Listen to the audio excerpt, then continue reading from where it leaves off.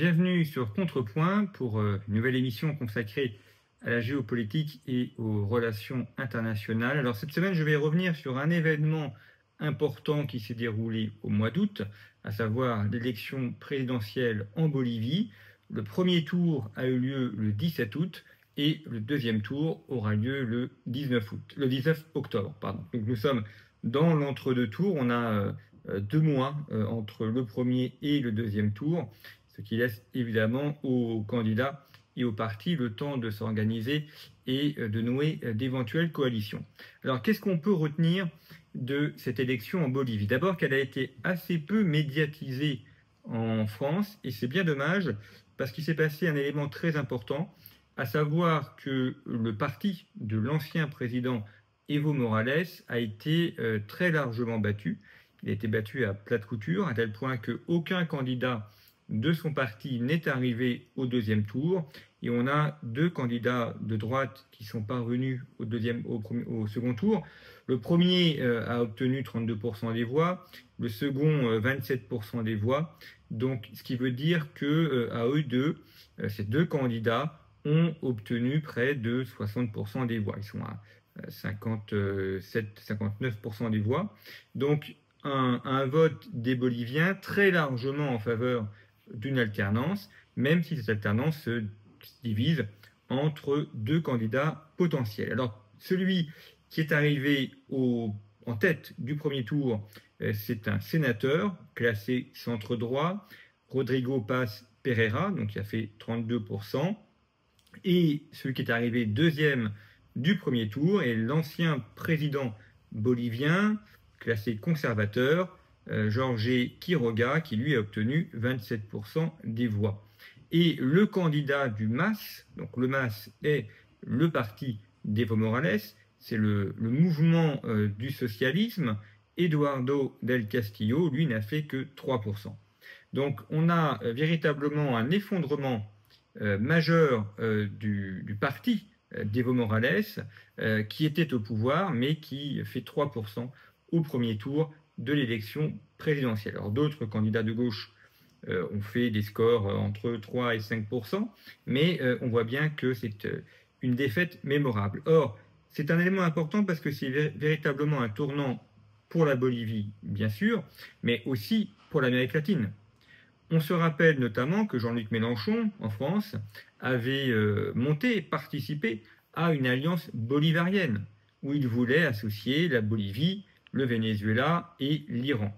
Donc la Bolivie d'Evo Morales a été, pendant une dizaine d'années, l'une des références intellectuelles de la gauche intellectuelle, de la gauche politique européenne et des mouvements politiques européens et français. C'était un exemple parce que Evo Morales est issu des Indiens, enfin il se réclame du moins de l'indianité, dans les faits c'est un peu différent, et comme souvent tout candidat socialiste, il est plutôt issu de la bourgeoisie que du mouvement populaire. Il avait aussi créé un clivage en Bolivie. Alors la Bolivie a de nombreux clivages, des clivages géographiques entre le pays de la montagne et le pays des hauts plateaux, des clivages sociaux qui sont très rudes, comme très souvent en Amérique latine, des clivages aussi ethniques entre population indienne et population blanche issues des différents mouvements migratoires européens. Et Evo Morales avait accentué ces clivages, notamment en insistant lors de sa campagne et lors de sa présidentielle sur la question de l'indianité. Il a remis l'indianité au centre de son exercice du pouvoir, voulant créer un clivage ethnique entre ceux qui étaient indiens et ceux qui ne l'étaient pas, notamment en faisant inscrire sur la carte d'identité la race, en quelque sorte, des populations, des personnes. Elles devaient choisir à quelle entité ethnique elles se rattachaient, blanche ou indienne. Et donc cela a contribué à créer des divisions profondes, puisque en fait en Bolivie, il y a beaucoup de mélanges de populations, donc les gens sont des mélanges de différents peuples, et il n'y a pas des Indiens 100% purs, quelques-uns, mais enfin ils sont très minoritaires, tout cela est extrêmement mêlé. Et l'indianité d'Evo Morales a contribué à créer des clivages, des séparations et des tensions, là où il y avait très souvent mélange de populations. Donc il y a des clivages sociaux, il y a des clivages économiques, mais Morales a voulu rajouter des clivages ethniques, ou du moins a voulu créer aussi des rivages ethniques. Donc la très très large défaite de son camp, 3% au premier tour, la large victoire des candidats opposés à Evo Morales, qui ont obtenu quasiment 60% à eux deux au premier tour, démontre que les Boliviens ont voulu tourner cette page, y compris des Boliviens qui n'appartiennent pas à la bourgeoisie, qui n'appartiennent pas aux classes sociales introduites, hein, donc y compris des gens très simples, très populaires, venant des montagnes, ont aussi voté pour des candidats de droite, qui soient conservateurs ou qui soient de centre-droit. Donc c'est vraiment une transformation politique intense qui est arrivée en Bolivie. Alors on verra ce que donnera le deuxième tour de l'élection présidentielle, il se tiendra le 19 octobre.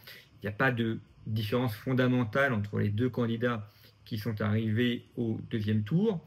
On verra aussi comment ils exercent le pouvoir politique. Vous savez bien qu'en politique, il y a le temps de l'élection et il y a le temps du mandat, donc il faudra voir ce qu'ils font pendant leur mandat. Mais la grande leçon, c'est véritablement cette défaite à plate couture du camp d'Evo Morales. Ce qui veut dire aussi que cet arc bolivarien prend énormément de plomb dans l'aile, cette volonté d'avoir une union, une sorte d'international entre l'Iran, le Venezuela, la Bolivie, la Russie et la France de Jean-Luc Mélenchon, eh bien là on voit qu'elle est réduite puisque la Bolivie va sortir de ce giron, l'Iran a ses problèmes internes, la Russie également, donc il ne va plus rester finalement que le Venezuela. Donc une histoire à suivre, mais on voit bien que dans cette Amérique latine qui dans la décennie 2000-2020 était gagnée aux idées de gauche, eh bien aux idées socialistes, est en train de tourner. On a eu le cas de l'Argentine avec Javier Milei, on verra ce que donneront les élections législatives de l'automne, et puis on a maintenant le cas de la Bolivie qui était véritablement un des bastions de ce mouvement socialiste en Amérique latine. Merci pour votre fidélité, à la semaine prochaine pour une autre émission géopolitique.